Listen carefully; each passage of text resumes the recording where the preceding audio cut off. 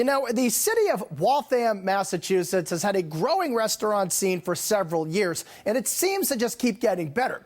But a brand new restaurant named Redbird might be the place that puts Waltham over the top.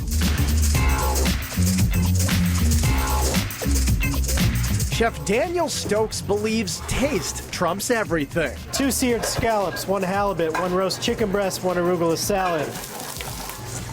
My philosophy is taste is king. If it tastes good, I want to serve it. I want to create the menu based upon things that I want to eat and not make things that I think people want to eat. So when he opened Redbird on Moody Street in Waltham, he wanted a place where all the things he loved were under one roof, including the music-inspired decor. I wanted to throw up something that had meaning to me. So besides cooking, music is a big passion of mine. I love to collect different music, listen to music, and it's what I wanted to kind of be as the theme of the restaurant. We have old-time radios. All of our cocktails on the list are named after either old songs or old album covers. And I think a lot of that goes along with the idea that we want to have fun and be comfortable and do what we do well and pass that enjoyment of what we're doing on to the guests. So with the help of General Manager Jeffrey Arvanitis, Stokes created a comfortable space with a menu that walks the line between casual and sophisticated. I want Redbird to be a neighborhood restaurant where anyone and everyone could come in and either celebrate something special or just have a weekday meal. You know, I want it to be approachable by all. All are welcome.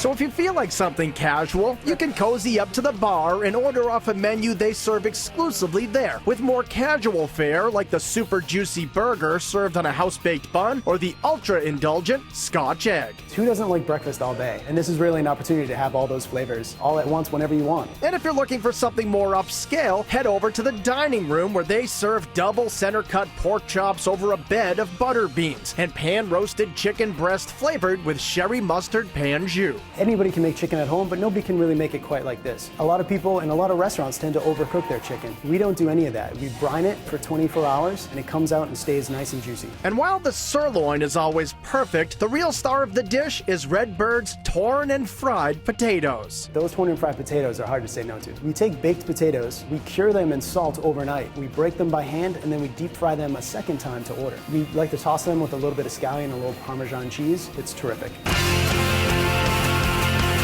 For something smaller, there are loads of appetizers to order for the table, like sticky pork ribs slathered in an Asian-style sweet chili sauce and served alongside cubes of fresh watermelon, or the crispy on the outside, creamy in the center arancini stuffed with tomatoes and fontina cheese. And for some south-of-the-border flavor, try one of Redbird's braised pork tamales. A tamale itself is a traditional Mexican comfort food. You have a little bit of that sweetness from the fresh corn, you have that smoky, meaty flavor from the braised pork. Then to top it all off, we make a homemade mole sauce. And for somebody who's a huge Mexican food snob myself, to see anybody making a homemade mole sauce is amazing, and you can really taste the difference in quality. So it's really a labor of love, something that takes all day to do in the kitchen.